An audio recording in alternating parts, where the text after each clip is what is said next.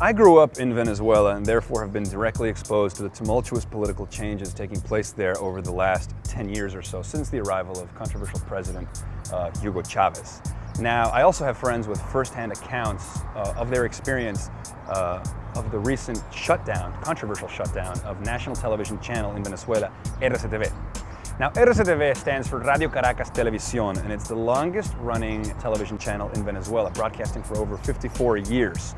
Now, RCTV is popular among all social classes, both for its telenovelas, which are broadcasted all over the world, as well as for its irreverent and bold news commentary, which never shied away from openly criticizing the government when it deemed appropriate. But Venezuelan President Hugo Chavez, who continues to be controversial both for his rhetoric and for his social reforms, openly acknowledges that he does not like to be criticized. On May 27, 2007, when RCTV's broadcasting license expired, the government decided not to renew the broadcasting license, effectively shutting down a channel after 54 years of broadcasting freely over the air. Now, this has drawn international criticism from all over the world, and Chavez justifies his action by saying that RCTV had been trying to undermine his government for a long time, citing evidence from 2002 when he was briefly ousted from power, saying that RCTV supported the coup. Now, Granier is the president and owner of RCTV. I recently had a chance to meet with his son, Jorge Granier, who is roughly my age, 24 years old, and he had the opportunity to tell us firsthand what it was like experiencing this government shutdown and alleged oppression and censorship.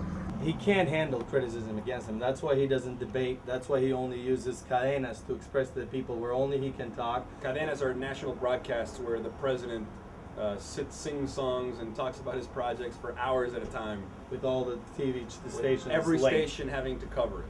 So the move is ultimately to undermine freedom of expression.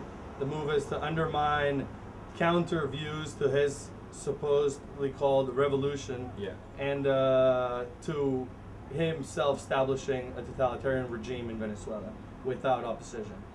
Now, after the announcement of RCTV being shut down, thousands of protesters have hit the streets. Most of these have been university students.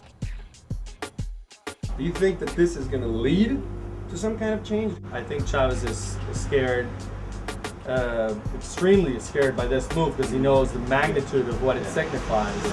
And we haven't seen that before because the opposition was very dispersed and disorganized. Chavez supporters, meanwhile, have been brought in from all over the country in support of the government decision. RCTV is still available on the internet as well as through pay television, cable, and satellite.